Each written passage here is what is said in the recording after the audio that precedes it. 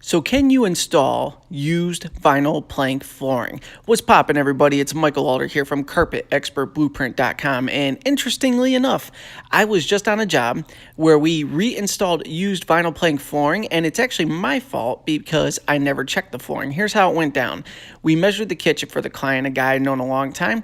He said, hey, all the planks are in the garage, but here is a sample of it. I was like, okay, easy product. Here's the price.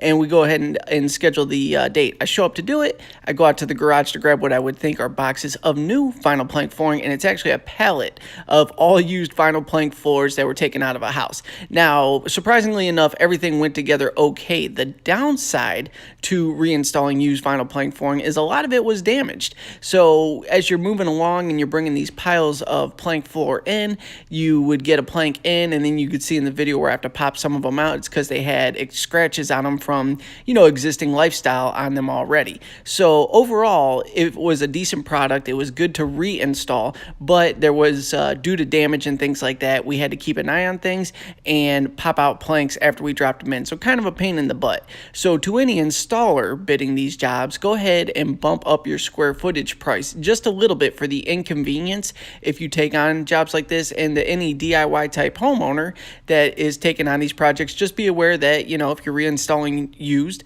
there are going to be damaged planks and you have to keep an eye out for it. Or if it's just a rental property and you don't care whatsoever, go ahead and slop and pop and keep moving forward. So to debunk the question there, yes, absolutely, you can reinstall used. I don't recommend it, and it's not fun to do, but comment below with any questions about this. I will create a follow-up video answering it for you. And as always, thank you so much for tuning in, and I'll see you on the next video.